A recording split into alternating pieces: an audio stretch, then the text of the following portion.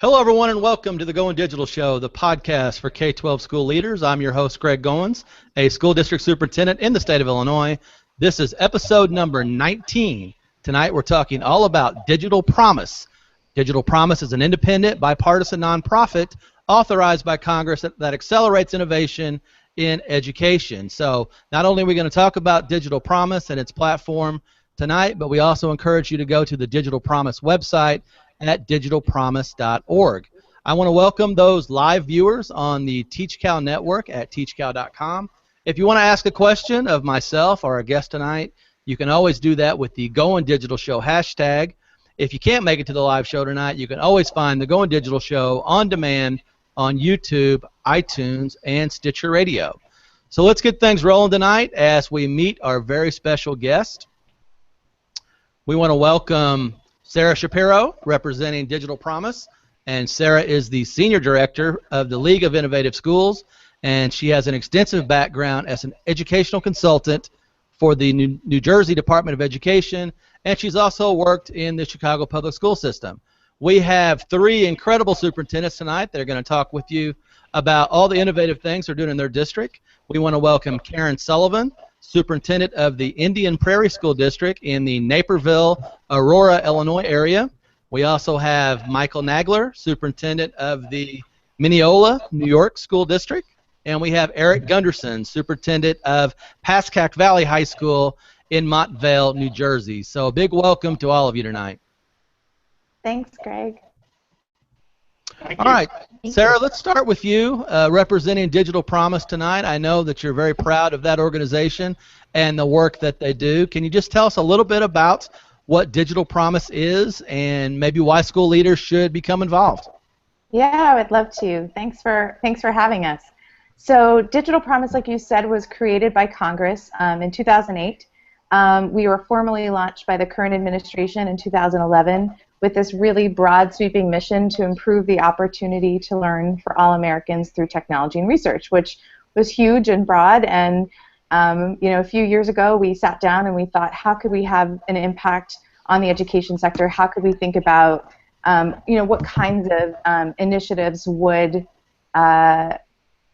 what kinds of initiatives could we do to start to fulfill that mission? And Digital Promise has taken on a bunch of different things. We're working in adult learning, we're working in educator micro-credentials, we're doing a lot of things, but the first thing we did, and the most important thing we've done, is create the League of Innovative Schools, which is a group of forward-thinking districts and leaders from around the country. So it's a network of forward-thinking districts who are working together to solve challenges that K-12 districts are facing through the use of innovation and technology. So it's this phenomenal network of leaders, and I'm really excited to be here with Erik and Karen and Mike today to talk about what these districts are doing together. So they come together, they work with entrepreneurs, with researchers, with thought partners to sort of roll up their sleeves and do work.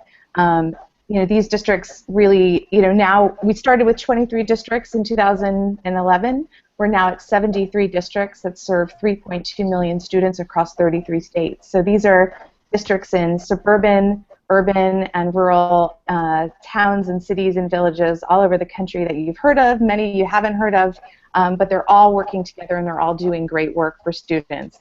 So that's really what the League is about. It's this network. It's an incredible professional learning community of the top superintendents in the country. Erik, Karen, and Mike are and their colleagues are doing incredible work together on behalf of students. So that's what we do, and that's the work that we do together. And Digital Promise is located in the D.C. area, so that's where your office is and where you spend most of your time. Yeah. And we also have an office in California, so we're in D.C. and in California in the Bay Area. So we're I think in a really interesting place where we have a footprint both in the policy world in D.C., but also working with some of these great technology developers and other folks in the Bay Area as well.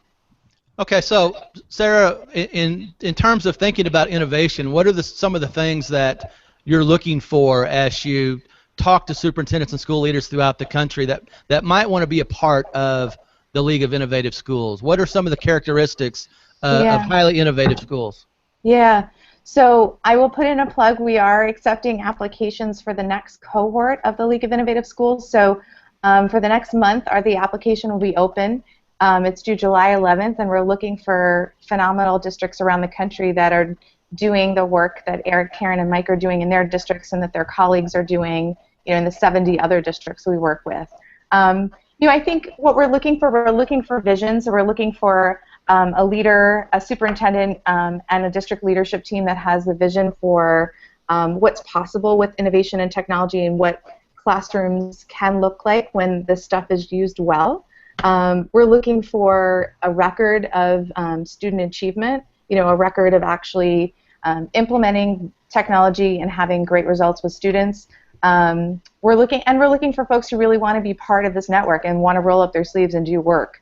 We're looking for folks who want to jump into working groups, who want to be at every meeting, who want to be raising their hands for innovative ed tech pilots, for research opportunities that Digital Promise is putting forward and leading. So we want the folks who are going to raise their hands and get involved. And we also know that former Education Secretary Arne Duncan and the Obama administration are certainly very supportive of innovation for 21st century schools. And I believe all three of our superintendent guests tonight have actually been to the White House and have been a part of that Connected Educators Summit. So, Sara, just tell us a little bit about why it's important, just in terms of having that policy support and bringing all those superintendents to the same place at the same time and kind of share great ideas. Why was that so important? Yeah, it was wonderful to have the administration behind us, to have an administration that is incredibly supportive of innovation and is putting forward policies and grant programs and other things that enabled leaders like Erik, Karen, and Mike to do, to gives them sort of license to try new things. I think, though, this work is really very, we are bipartisan, Digital Promises. I think this work really is. Education and education technology and innovation are really sort of one of the few areas that, you can go across the aisles and have support on both sides, which is really exciting. So I think whatever this next administration is, we expect that we'll have the same sort of support, because this is an issue that has been incredibly impactful for students and for teachers in classrooms around the country. So it's actually, it's an interesting issue in that I think we have broad support for it in communities all over the country. Okay, let's bring our superintendents in now. We have three fantastic superintendents that are all part of the League of Innovative Schools. If you could, and we'll start with Karen first, and just kind of go around the horn and tell us about your school district and tell us about your experience with Digital Promise. All right, I will start. Karen Sullivan from the School Board. It is in suburban Chicago, the Naperville, Aurora area. We're a fairly large district for the state of Illinois, 28,500 students in 33 different schools. We were fortunate enough to be in the league at its inception. We were one of the first 23 that was in the league to begin with. So I would. I think I've shared this with Sara before. I think this is one of the most important organizations that we are a part of and feel very fortunate to be a part of, because I think it's been the most impactful on the work that we've done in our district. So even though you would categorize us as a forward-thinking district, every time I go and be around people like Erik and Mike and our other league colleagues, we come away with the list a mile long of things that we still need to go back and do for our students. That it's been a great organization. I would encourage folks who have some thought and meet the criteria that Sara talks about, because she does want you to raise your hand and roll up your sleeves and do some work. But if you're interested in doing that and willing to put that time in, you get so much more back. All right, very good. Erik? Well, I forgot, but I'm rolling up my sleeves right now as a result of what Sara said. They were fully extended before, so I forgot that the dress code. I didn't even wear any sleeves. Karen's working so hard, she doesn't have sleeves. But yeah, I'm Erik Gundersen. I'm with the Pascack Valley Regional High School District in northeastern New Jersey. We're a small regional high school district. We have about 2,200 students in 2 high schools, and we have 4 municipalities that feed into us. And we've been in the league probably, I'm going to say this is coming up on our 3rd year now, and I think one of the things that really excites me about continuing to be in the league is that we surround ourselves typically on a day-to-day basis with superintendents that are within our state. And we deal with policy and procedures and things that have to take place on a state level. Digital Promise really gives us an opportunity to break out of the confines of our state and get into the national scene and really interact with other like-minded superintendents who are looking to answer the question of how do we best want to educate our students. And I think just by having that overarching question out there and looking at how educational technology can help us provide those unique opportunities for kids, I think that's what's really exciting for us about being in the league, and it really does offer that opportunity to just take a look and see what could be next and what could improve the educational experience for our students. Great. Mike? Yeah, Mike Nagler, Superintendent of Mineola. It's a K-12 district outside of New York City, about 3,000 students. And I'm in the league because sometimes I really think I'm in my own world when I look at what other people are doing. It's great to find like-minded superintendents that think about pushing the envelope of public education and really looking at innovative ways to change the way we teach children. And when you find that group, it helps bring you to the work that you're doing. You're not the audible. You're out there on the cutting edge, sometimes the bleeding edge, and you want to surround yourself with that. So I get a tremendous amount of personal, professional development and personal support for this group that lets to be innovative and push the envelope in my district. Okay, great. And you know, Sarah, we've talked a little bit about innovation and how that's a priority for not only Digital Promise, for all of us in public education. I'm sure you're all familiar with the Most Likely to Succeed documentary, and Ted Dintersmith, the executive producer. I was lucky enough to have Ted on the show previously, and just an amazing person. But we talked about innovation, and I asked Ted if he could define it. And he said it's not something that you can define necessarily, but when you see it, you know that that's what it is. So I will ask all of you, how do you define innovation, and how do you know if you're doing innovative things in your district? And we'll start with Erik. You know, way too often I think people think that innovation has to do with a shiny object, right? A device or a laptop or a product that works on that. But I think really innovation is just looking to see what you can do differently that's going to improve a situation for students.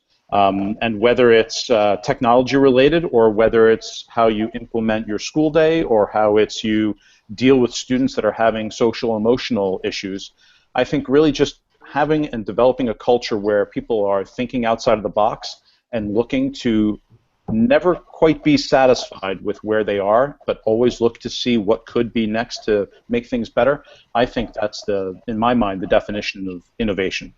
Okay, Karen?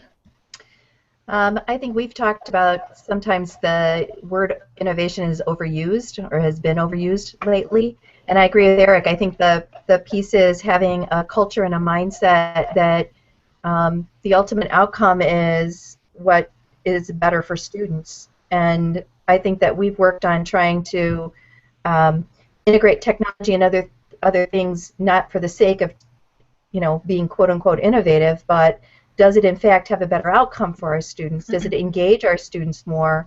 Do we get better achievement outcomes for our students? Are our teachers more engaged in their practice? It's about the instructional practice and the outcomes, not the quote-unquote technology or the innovation. Very good. Mike? I think it's the ability to change at the same pace that our society is changing. I think it's often associated with technology because technology is really pushing the envelope of our learners. But our learners are different, but our practices aren't necessarily meeting or keeping pace with their different needs. And that ability to keep pace, to change with them, I think is being innovative. What are your thoughts on innovation, Sarah? What's it look like? I mean, it looks like what I'm seeing in these districts. You know, the best part of my job is that I get to go out and visit districts sometimes and see different kinds of classrooms. And you know, innovation looks and feels different in, you know, rural northeastern Alabama and suburban Illinois and New York and New Jersey. It looks different in different places because different, you know, a piece of paper, a chair, a desk can be innovative if it's used in a way that is helping students learn in new and different ways. You know, I think when we started when we started the league really in 2011, the conversation really was a lot about the technology because it was a nascent conversation. It was the districts that were innovative were the ones who were even thinking about using technology in the classroom and willing to bring it into the classroom. And what we've seen over the last 4.5, almost 5 years, is that the conversation isn't so much about the technology anymore. It's about what teaching and learning is happening in the classrooms with technology as the foundational tool, potentially. So I think that shift is really exciting because it's really about innovative teaching and learning using technology as a tool now, and equipping teachers with the skills and the knowledge and the support that they need to use the technology well in innovative ways. So it's interesting to watch the conversation evolve and to have seen it evolve in the districts we're working with through the league. And can I just throw in one thing there, because I think Sarah hit it right on the head there. And it's not just about the technology, but just citing examples from the last couple of meetings that we've had, is, you know, again, looking at a state like New Jersey, we're relatively familiar with what we're doing in New Jersey. But all of a sudden, you go to another section of the country and you learn from a superintendent about what they're doing in libraries to promote teaching and learning in libraries. And I look at the libraries that we have in our district and I think, wow, like we could really learn from this experience. We go to a district in Southern California and how they're promoting coding with elementary school students and how that's enhancing the educational experience for kids. And that's something that I can take back. Whether or not we adopt that practice or not, we're getting exposed to really fascinating opportunities that within our own locales we wouldn't be exposed to unless we were meeting and having these discussions and sharing our experiences with one another. And we always talk about one-to-one programs, whether it's a BYOD program or maybe you have Chromebooks, maybe you have iPads, and a lot of us, and I'm guilty of this as well, you know, pat ourselves on the back and say, hey, all of our students have Chromebooks or all of our students have iPads. But when we talk about the one-to-one, we have to realize that the most important one is the student. So in using technology, can you talk a little bit about, you know, how can you create a student-focused technology plan throughout your schools so kids are really getting the benefit of all these digital devices? Karen? Well, you're right, the student is the most important, but I'd say the teacher is right next to that, because I think all of us have talked about the fact that it is about innovative teaching and learning. It's about what teachers are doing with the technology as a tool, because a Chromebook is only that. It's a tool. Not any different than paper and pencil if we're not doing anything differently with it. So we've tried really hard, I think, to put the focus on instructional practices and how technology is just a way to get there, and how that instructional practices are critical, and that teachers are the critical person in the room, and try to work really hard to make that the focus of what we do, and not have the focus be on the technology. Mike? Michael, what are your thoughts? I think you can leverage technology to extend the school day, extend the school year, extend the assessments we give kids. After everything we do at school, I'm a big proponent of portfolios, how to leverage the digital devices to create portfolios for kids, increase choice, and all of those things increase engagement for students that ultimately translates into children thinking differently and getting more out of school. I mean, we're at a time now where teaching facts and specific content is maybe the thing of the best, because showing Google what facts they need to know. If you really push the conversation, we have to be able to teach them to live in a digital world, make smart choices, and leverage the technology to be successful in life. We're having a little bit of audio difficulty with Mike, so we'll try to get that lined out for you. Eric, I want to jump to you. I know your district has had a lot of success with your one-to-one laptop program and also your virtual learning opportunities. Can you talk about those experiences for us? Sure. We have had a one-to-one laptop program for, I believe it's almost 12 years now. We're coming up to the end of the 12th year. And we started with this initiative way back when everybody talks about Mark Edwards, but back when Mark Edwards was at Henrico County in Virginia. That's when we went to learn about what a school looked like in a one-to-one environment. And we've been fortunate to have that opportunity in the last 12 years, and I would say that the technology is truly a part of the fabric, truly part of what we do, and I've had many teachers and administrators alike who have come and said to me, we wouldn't know how to operate if we didn't have the technology available. And for the first 3, 4, 5 years of our one-to-one, we had a large group of individuals who felt the exact opposite way, that were resistant to implementing the technology because they felt the way it was done before was perfectly fine. But I'm very happy to say that for several years now, we've been on the flip side of that, where people rely on the tools and they recognize that the world that we're sending kids off into relies on technology, and it really has to just be a part of your everyday life. So I take great pride in knowing that we're proud of having this technology available to students, but we to some extent take it for granted sometimes. And again, one of the nice things about being in the League of Innovative Schools is that you're dealing with some really creative superintendents who are really coming up with fantastic ideas to provide the device for students and to provide connectivity for them, not just in school, but also at home. And it blows me away by what some of these people are doing to create these opportunities for kids that in many of our districts we take for granted. One of the opportunities that we had a couple of years ago, 2 years ago, by having a one-to-one device for every student and almost all of our students having access at home, was when this massive snowstorm was coming our way, we were able to work collaboratively with the New Jersey Department of Education and implement a virtual school day for when we had this snowstorm. And all the students stayed home.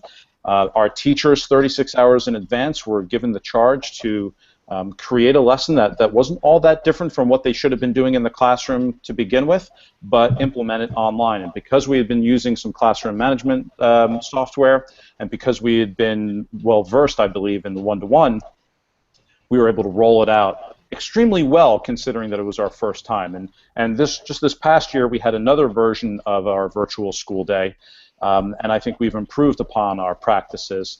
And we've learned a lot from that first virtual school day that we had.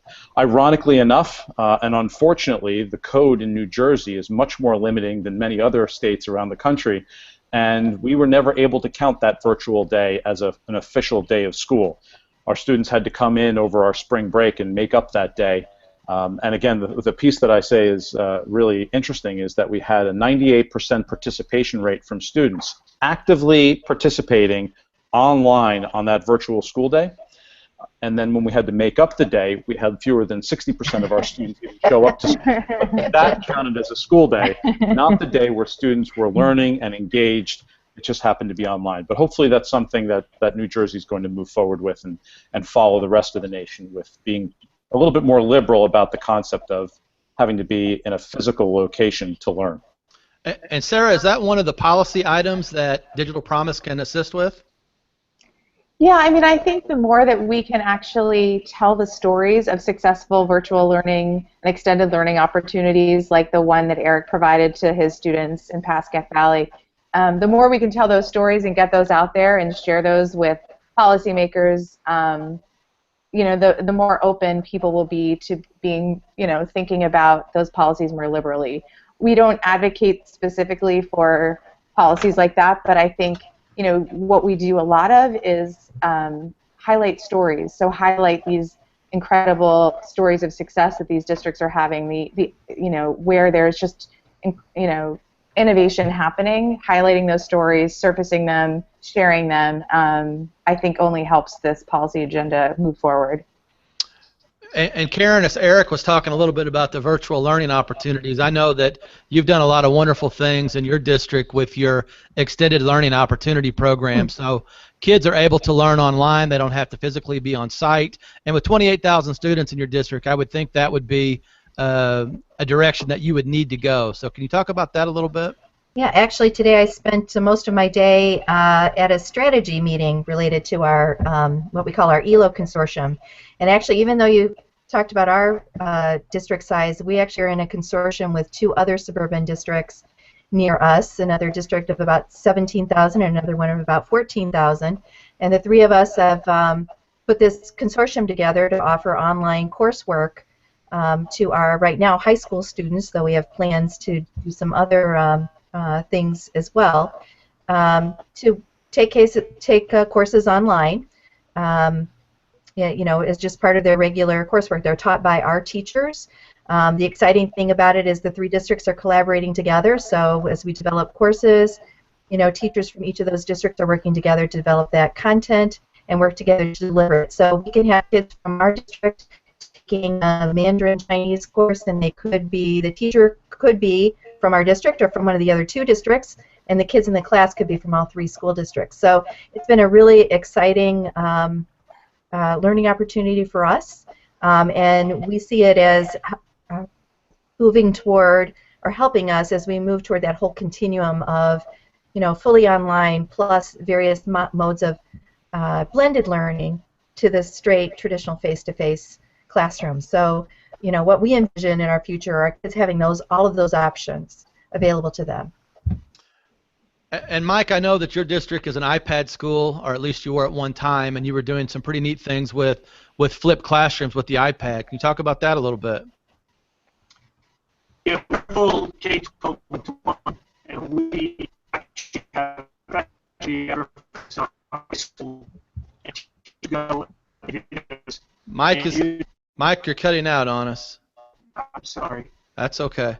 Technically challenged, not the show. We have professional videographers that work with teachers to make classroom videos. We do that in grade 3, 4, all the way to high school. And all of them are available free on my website.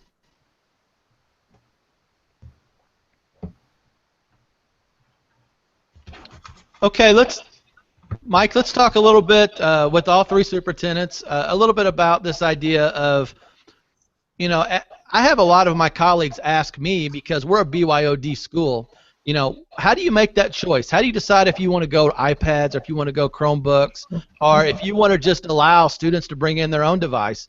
You know, we allow students to bring their smartphones in, and unfortunately there's still too many districts out there that ban those devices and don't let kids bring them into the school building, which I think is a travesty. But, you know, if you're just going to start a one-to-one type program, what advice do you give some of your colleagues, Eric? I think you have to look at what you're looking to do with the technology. So again, we have a different perspective in our district. 12 years ago, there wasn't the availability of every student having their own device back then when we went in this direction. So the concept of BYOD was hardly even being talked about at that time. But these days, when I talk with other superintendents that are looking to figure out whether they should go BYOD or provide a device for their students, we really also focus not just on what the students are able to do, but what do the teachers need to be able to do with that technology. And I would say more often than not these days, school districts, at least from my experience, are deciding to go with a unit that they can provide each and every student and each and every teacher, so that there's equity within the building, and that teachers truly feel well versed in the technology that they're providing for their students, and they have the technological support with their IT infrastructure as well as their support personnel behind them to back them up to help out with either the technical difficulties or the professional development and curriculum development that goes along with it. Karen, what are your thoughts?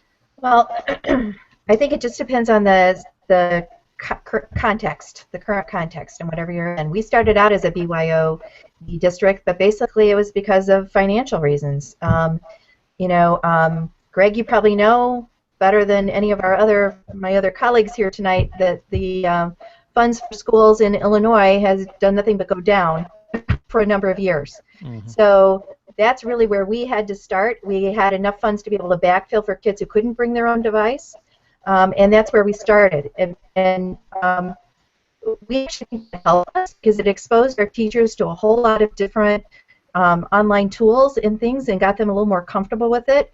We're now in the process of moving to a one-to-one initiative with Chromebooks because financially now Chromebooks have become something that we can afford. Based on some very careful planning by a very talented chief technology officer that I have, and so we've been able to, as our laptops and our desktops have been ready to retire and be refreshed, substitute Chromebooks, and we've been able to do that. So within the next 3 years, we hope we will be the largest one-to-one district in the state of Illinois. So we'll, moving toward that way. So I think it all just really depends on your context. And again, like I've said earlier, our focus has not been on necessarily that it's a Chromebook, but how do we use it in your instruction? How does that change what you do? How does that engage your students more? And really making that the focus versus whatever the tool is. And Sarah, this funding argument is one that Karen and I, as she alluded in Illinois, we're just in a budget nightmare right now. We just went an entire school year without a budget, and we're trying to put one in place for next school year. So the funding is something that we keep a watchful eye on. When you think about connectivity, you think about E-rate, you think about title funding. Are these discussions that you're having in your office in D.C.? Or discussions we're having because the districts, like all of you, are having them. Illinois, aren't you the last state in the country to have passed a budget? Is that correct? This is a major issue. So, when the FCC was thinking about, E-rate reforms, they went and talked to a group of league superintendents because they wanted to know sort of what the challenges were on the ground. As they think about expanding the Lifeline program so that families can use those subsidies for home connectivity versus just telephone, being connected to a telephone line. They spoke to league superintendents again about the challenges that their communities and families were facing in terms of having connectivity at home. So I think it's actually it's a conversation that's coming from the districts, and we are, trying to connect folks with the appropriate federal agencies that are working on this. But yeah, these are conversations we're having, and they have a huge impact on what districts are able to provide to students. So E-rate funding, Lifeline funding, all of that impacts, the connectivity and the devices that schools are able to provide in the schools, but also the content and curriculum that they're able to provide is dependent on whether students have access at home or outside of school. So all of these things are related and interdependent, and the districts are grappling with those issues. Greg, can I add to that? I don't think budget is an excuse not to move forward with this. And I think I get inspired every time I go to a league meeting because there are, many districts across the country who are grappling with the same kinds of budget issues. And the issue is just making decisions about spending the money that you have differently and how you're going to do things differently. So, one of the things that I think we've had to do is really look at partnerships. How can we partner with other people in the community? How can we partner with vendors? How can we find, foundations? How can we've just looked anywhere and everywhere for people who would partner with us. When I talked about that, our ELO consortium, that was because by alone we didn't think we could do it. Together as a group, we could do something better for our students. So even though we actually started our digital transformation in the middle of one of the worst economic climates that we've had in Illinois and making huge budget cuts, it really was just making a decision of how we were going to spend our money differently. Yeah, may I add to that as well, to what Karen said? I think that's huge. When we look across the league, I'd say the districts, it's not the districts that are one-to-one are not necessarily the wealthiest districts, are not necessarily districts that have tons of resources to burn. They're districts that have, sort of gone through, done like zero-sum budgeting. They've gone back to their budgets and figured out, what can we cut? What can we get rid of? What do we not prioritize anymore? What do we not need anymore if we're moving to these digital learning environments? How can we be ruthless about budgeting and find the money to do this? How can we apply for federal grants that may support some of the work that we'd like to do? So I'd say it's, folks have been really creative and have been able to make it work, like Karen was saying, just by, doing everything and anything they can do to make sure that students who need devices and who need help with connectivity get that. And Mike, how do you handle that issue in New York with the digital divide and budget issues and just general low economics?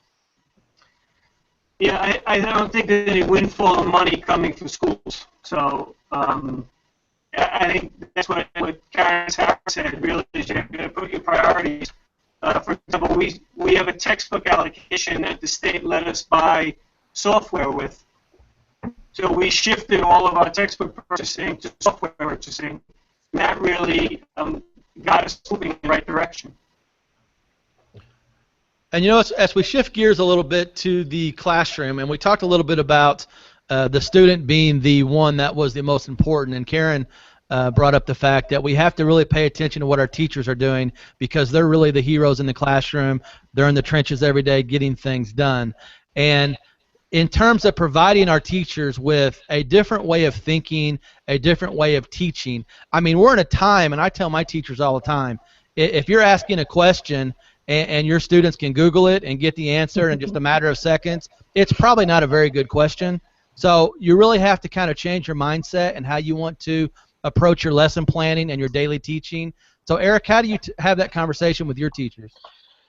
Most importantly, it's vital that as educational leaders we provide an opportunity for teachers to understand that they are expected to take calculated risks, and they're going to be supported when they take those calculated risks, and also lead by example, by the way. So as a school district, we need to not be afraid to do things differently and admit to both our staff, our students, and our parents in the community that if we're moving forward with an innovation, something that's a little bit different that we believe is going to benefit students, it's okay if it's not perfect the first go around, as long as we're continuing to strive to change things, to make those improvements, refinements, to make it better.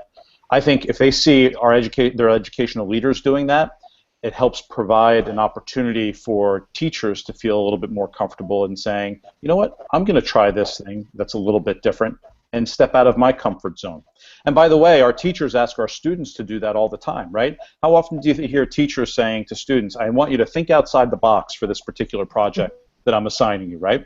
So if we expect our students to think outside the box and be innovative and be successful in the future world that they're going to be entering, we need to have teachers that feel comfortable doing the same thing, and we need to have educational leaders and superintendents doing the same thing. And that's when I look to state government and say, you know what, I need the State Department of Education, and for that matter, the Federal Department of Education, to say, hey, you know what, you want to do something that's a little bit different from what's been done before? Good for you, go ahead and try it, work together with us to see if this is something that's viable and then can go to scale as well. And so if we can have that continuum of providing that culture of allowing people to take calculated risks, I think we're going to make major improvements in education. Great. Karen?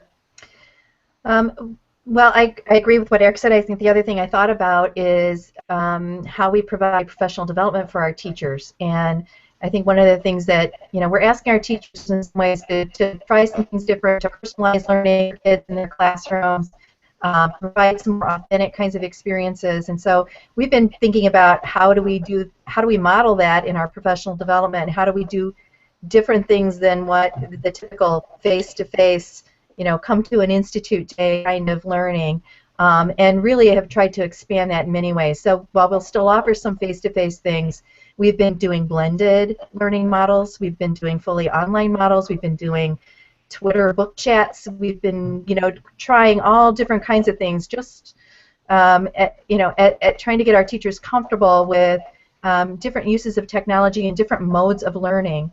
And I think the other thing is really trying to get our teachers, as you talked about, Google proofing your questions, right? Trying to come up with some authentic experiences that students can be, problem solving around.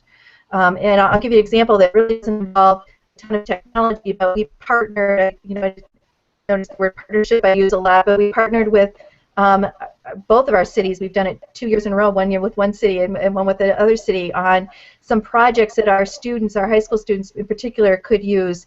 We had a particular area in one part of our city that, during the economic decline was supposed to be kind of a second downtown area, and it never materialized. And so we partnered with the city, and we had our marketing and our business students go down and put plans together, work with business people within the community, realtors, etc., using all kinds of real-world experiences and technology, and present to the city council what their plans were for this development area.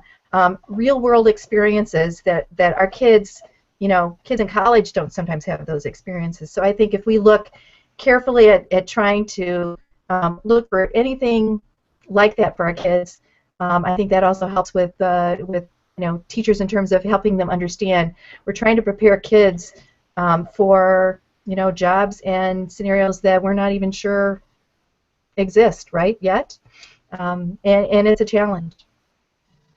Mike, what are your thoughts about teacher development and changing kind of the mindset in this 21st century? We as teachers design lessons, projects, homeworks that computers can't do. And when you think of it that simply, it really gets the wheels turning about what you want to have in classrooms. I think that's well said, because it's certainly a different time, and kids want a much different school experience than their parents and grandparents had, that's for sure. And I can always get on my soapbox and talk about why do we still have classrooms with straight rows of desks, and why do we still follow this traditional model when it's really a different time. So Sarah, one of the things I really love about Digital Promise, and I don't want people to think that Digital Promise is all about technology, because there's so much more to it. But you also talk about maker spaces, you talk about professional development, you talk about changing your learning spaces with flexible seating.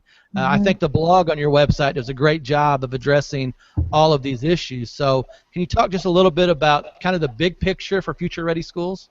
Yeah, we're doing a lot.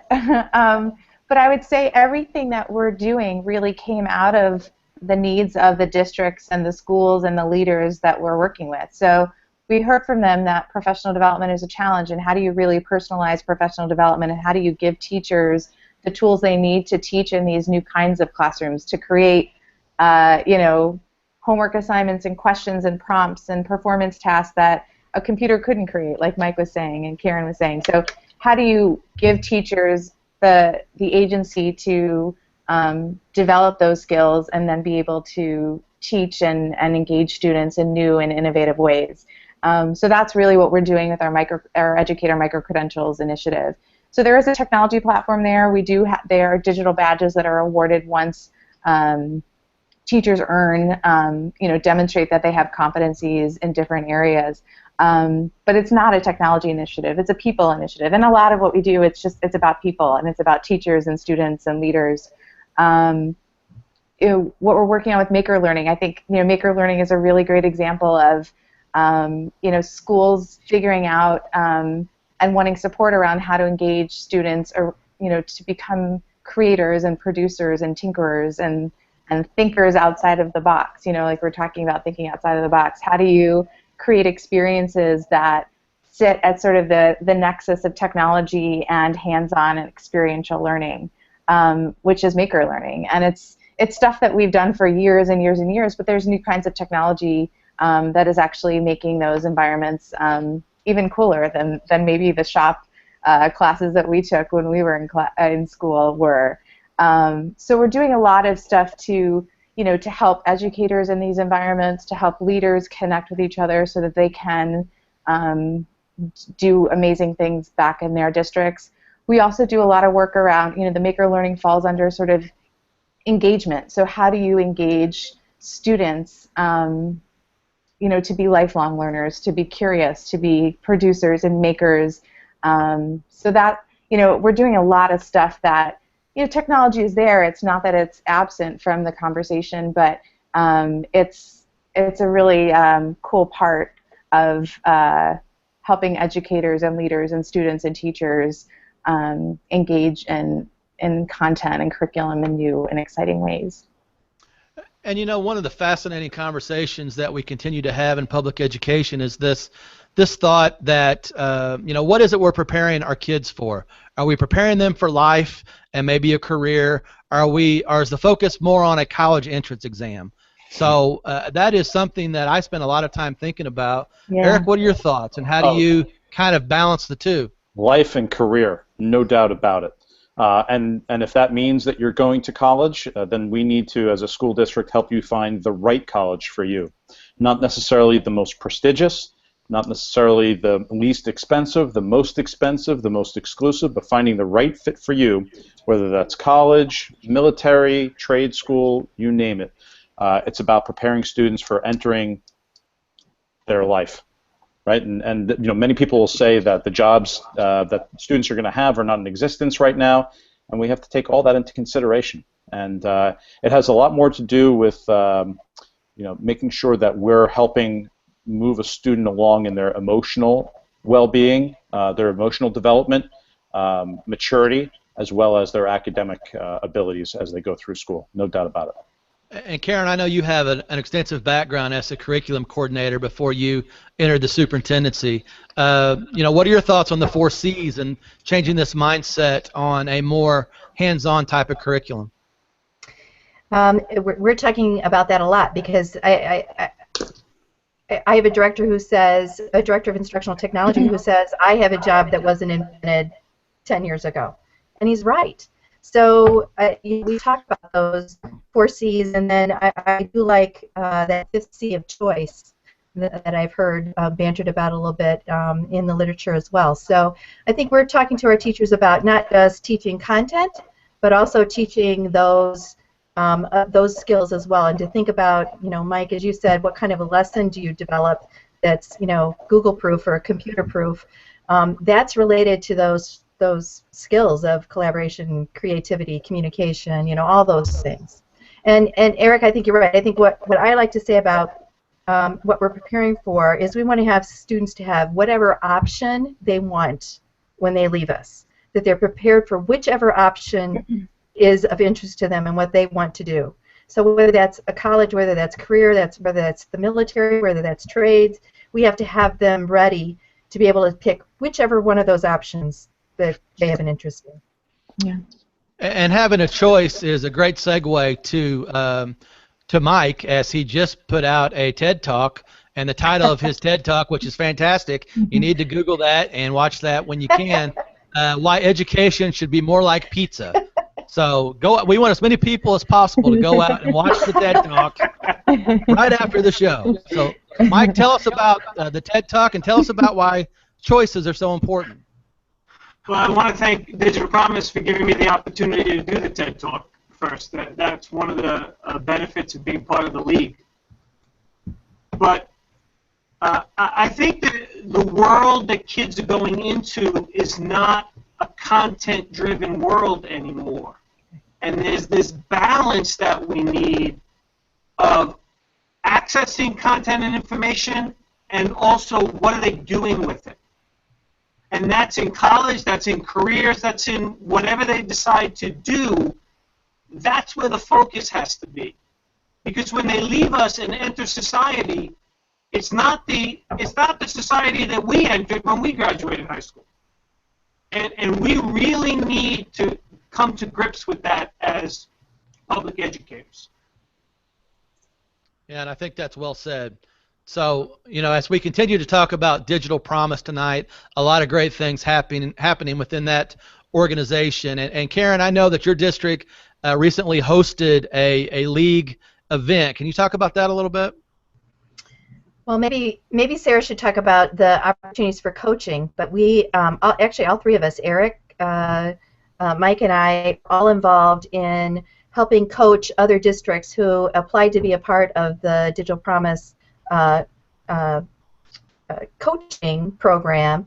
And we're just superintendents and chief technology officers for the most part, I think, going out and helping other districts on that journey, seeing where they're at, seeing using some frameworks that we put together to see what their next step might be, and try to get some of the advantages that we've had networking with each other and trying to help these districts get better at what they want to do. Sarah, can you talk about the coaching component? Yeah, so the leadership coaching program is something we're really excited about, and we just did our pilot year last year, and like Karen said, Karen, Eric, and Mike were all coaches with us, which was amazing. And the idea is that we have this incredible resource of the league. We have 73 districts, district leaders, superintendents, leadership teams, chief technology officers in these districts that are amazing resources, and they've gone through a digital transformation. They have, kicked the tires on a bunch of different approaches to this. So how can we help other districts around the country? How can we scale the impact that the league is having and help districts that are just sort of getting their feet wet in this world? How can we help bring them along? So what we've done is we've recruited coaches from current league districts and some retired superintendents. Dr. Cindy Ellsbury is leading the program for us, and she was the superintendent in Horry County, South Carolina. And so we place coaches in districts around the country that want coaching, that want help, as they embark on or as they move through a digital transformation. And we have 9 strands around which the program is organized. Things like infrastructure, which CTOs can really help districts think through, what are my infrastructure needs? How can we support high-quality digital learning environments? What do we need to have? What is the plumbing behind the scenes that we need to have in place? What kind of content and curriculum do we need to select? What kinds of family and community engagement do we need to do? So we have these 9 strands that the coaches have helped 6 districts sort of work through over the last year, and we are recruiting our next cohort of districts right now. So we're looking for around 6 to 8 districts that we'll work with in these leadership strands, and they will be matched with league coaches. So it's an amazing program. The districts came together in Karen's district in Indian Prairie for a culminating summit, and it was a phenomenal experience. And I think the districts have benefited greatly from having these experts come to their districts and share what they know, and I don't think districts should have to recreate the wheel. There are districts that have done this work and can help other districts through this process.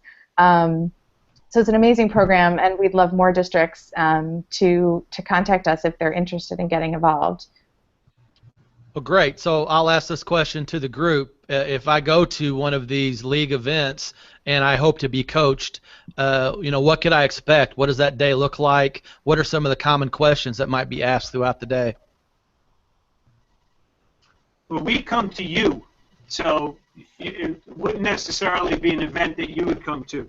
So we would come into your district and give an assessment, needs assessment, and then work with what you currently have and would like to have, and coach you along that way. Okay, very good. Sarah, can you talk to us a little bit about the application process itself? I know it's an online application, but can you kind of walk us through what that's going to look like and what that's going to entail? Yeah, well, hopefully it's not too painful a process. We've streamlined the application quite a bit. So the application opened last week, and it will be open through July 11th. And it's a fairly simple online application. And again, we're really looking for vision, record of achievement. So what have you done, in implementing these innovative learning environments? How have you brought your community along with you? Teachers, principals, family members, parents, students, that kind of thing. And also we're looking for, commitment. Like we talked about earlier, folks who want to get involved, raise their hand, and work alongside their colleagues, colleague superintendents, researchers, folks in the private sector, thought leaders in the education space, who wants to show up at these meetings twice a year, call into working group calls, be involved in cross-district projects, all kinds of cool research and ed tech pilots. So, I mean, what we're doing is really cool, and we want folks who want to be involved and want to be part of, I think, one of the best professional learning communities I've ever seen. So that's what we're looking for, and would love folks to apply. So the application closes on July 11th, and then there will be a round of interviews. So Digital Promise staff and league superintendents will sort of evaluate the applications, and then the finalists will be interviewed by our league advisory committee. So we have an advisory committee of 7 superintendents who help us with the application and other strategic questions around the league. So they will do the final round of interviews in August and the beginning of September. And then the next cohort will be onboarded at our fall league meeting in Baltimore County. Wonderful. That's the application in a nutshell. Well, that's great, and we appreciate that. If you're a superintendent out there, you definitely need to go to the digitalpromise.org website and look at that application.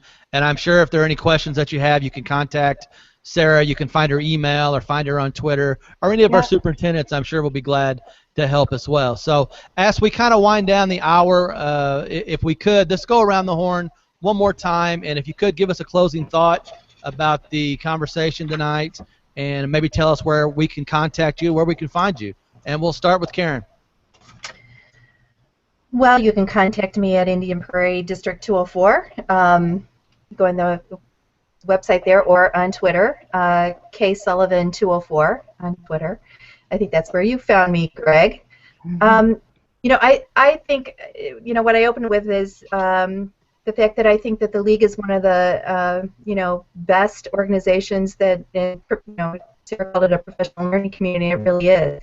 So I would really encourage folks, to participate in the league if they could. Fill out the application. But if not, try to find. I think the strength is the networking and trying to find people and other leaders that are on the same kind of trajectory that you are, and connect with those folks, and through things like what you're doing here with this kind of show, Greg, you're connecting people with that. But I think that has been the most powerful piece for me, getting to know people like Erik and getting to know people like Mike and what they're doing, and actually when we go to league meetings, going out and seeing schools, that is to me the best part, and I've always take great learning away from that, and love to have the ability to call any one of these superintendents with a question or a concern, and know that I've got other folks out there that are on the same journey. It's a great experience. Okay, Mike, you have any closing thoughts for us? Yeah, if you want to be with like-minded people who want to change the world and the way public education operates in our world and our nation, then the league is for you.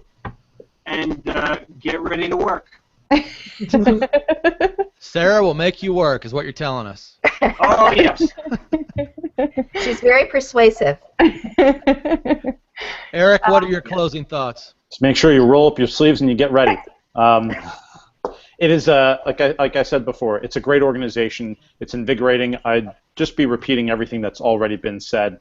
But if you're a superintendent in a school district where you want to push the envelope and perhaps your district isn't there, I would highly recommend that coaching concept that Sara was talking about.